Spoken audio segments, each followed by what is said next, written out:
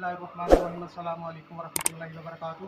मेरा नाम है डॉक्टर शुएब जावेद। एक नए सेशन के साथ आपकी खिदमत में हाज़िर हैं।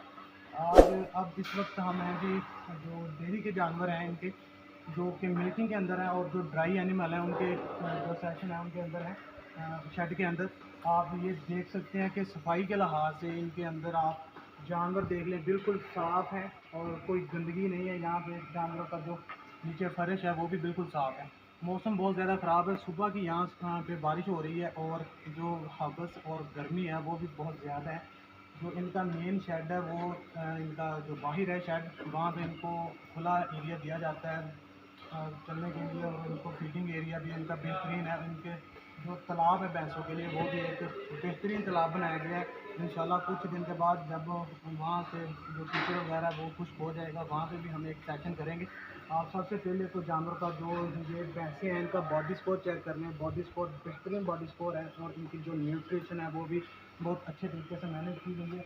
इसी के अलावा आगे आप अगर आप देखें तो वहाँ पे आगे गाय हैं। ये जो दो हैं शादी के अंदर कल बनाए गए हैं छोटे छोटे, जहाँ पे जो है वो 38 जो भैंसें हैं और इसके अलावा आगे जो गाय हैं वो हमारे पास 25 गाय मौजूद हैं और इनमें से कुछ ड्राई हैं और कुछ जो है वो प्रेग्नेंट जानवर खड़े हुए हैं जो कि अगले माह से पास्चुरेट होना शुरू हो जाएंगे।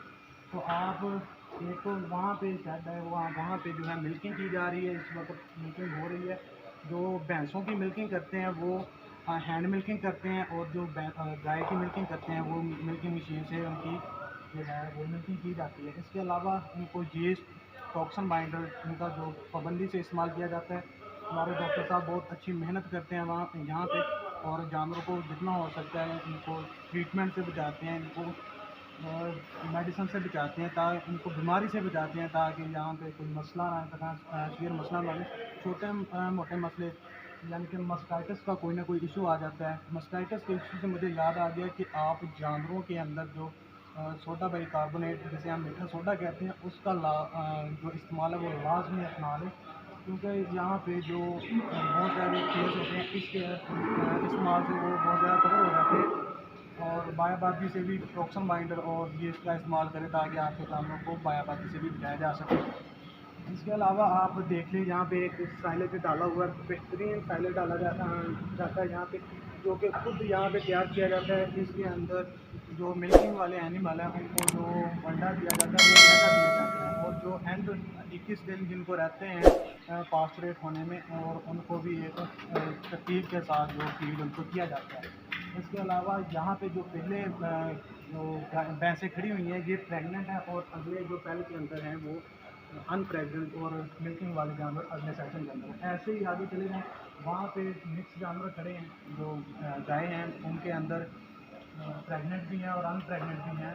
वो जानवर क्योंकि ये शेड छोटा है, बर्ड वाला मेन शेड जो है उसके अंदर पानी बहुत ज़्यादा जमा हो गया है, इस वजह से जानवर को यहाँ पे शिफ्ट किया गया है। तो आप जानवर बेहतरीन माहौल है, बेहतरीन सफाई है और जो शाविंग का सिस्टम है वो भी दिया गया है। इसके अलावा जो मेन जो काम है जहाँ पे इतने अखराजात बढ़ चुके हैं वहाँ पे हम रिकमेंड करते हैं कि आप सोलर पैनल लगवा लें ताकि आप बिजली के जो इतने ज़्यादा अखराजात, बिजली का जो यूनिट है फीकस वो बहुत ज़्यादा महंगा हो चुका है। क्योंकि डेयरी में जो गर्मियों के अंदर है वो लॉसेस आते हैं बहुत ज़्यादा, क्योंकि गर्मी की वजह से जानवर की जो प्रोडक्शन ऑफ मिल्क है वो बहुत ज़्यादा कम हो जाती है। तो इस वजह से यहाँ पे जो लाइट यूज़ होती है वो सोलर पैनल उन्होंने लगाया हुआ है। किसी शेड के ऊपर सोलर पैनल लगा हुआ है तो उसके साथ ये सारे जो शेड को है वो बिजली फराहम की जाती है। आज तक के लिए दुआ में याद रखिएगा, 5 वक्त की नमाज़ अदा कीजिएगा। अल्लाह हाफ़िज़।